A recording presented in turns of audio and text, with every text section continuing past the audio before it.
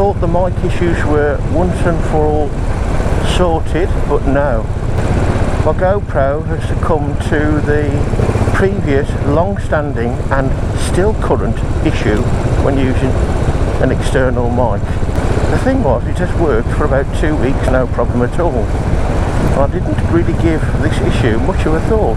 The reason being because I had the 5 fairly late on, not as soon as it'd been introduced. A quick look around the web would suggest that there's still the same issue with the GoPro Hero 6.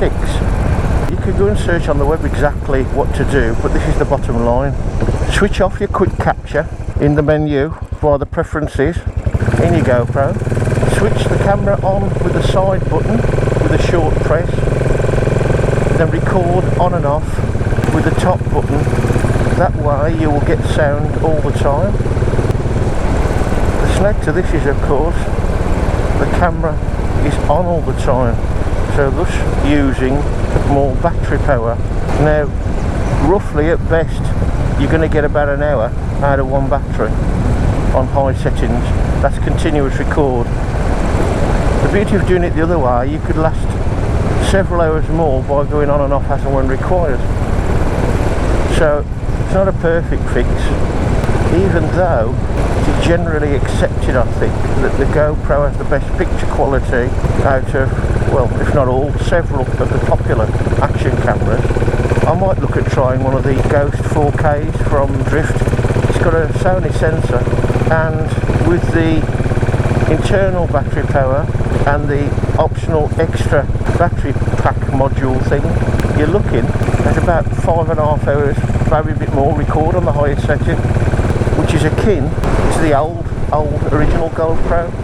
Now if you compare their latest camera, which is the 4K, to the latest Hero 6 or the original cost of the Hero 5, they are $299 for the camera. You get a few bits and bobs with it, mounts, leads. You get a standard battery module, which is 500 milliamp or something. I think that, and the internal one gives you about 2.5 hours record, or just over. It's 25 quid extra for the, I think it's a 1500 milliamp battery module, as they call it. And if you want a proper screen, that's another module, that's another 50 quid. You're looking at 75 quid on top, so you're looking at 374.99 roughly. 375 quid for all that you need, less your external mic, which is a fair bit cheaper than the GoPro 5 was and the 6 is now. I say the picture quality is probably not quite as good, but it looks like it's got a bigger sensor, which is a good thing. It's not all about pixels. But the fault with the GoPro is such that, as I fell into the trap, when you think it's your microphone and stuff like I did, and try another one, and it works. It will the first time, but one after that. There is another downside too. Before, when you pressed record with a quick capture, you got one bleep as you pressed the button, and then 3 bleeps, that was to say recording. When you pressed it again, you got a bleep, and then 7 to save it. And it's easier to hear that with earplugs in, both the start to record and the saving after record. Now you've got 1 bleep to start and 3 to finish, which won't be so easy to spot in the old lug holes.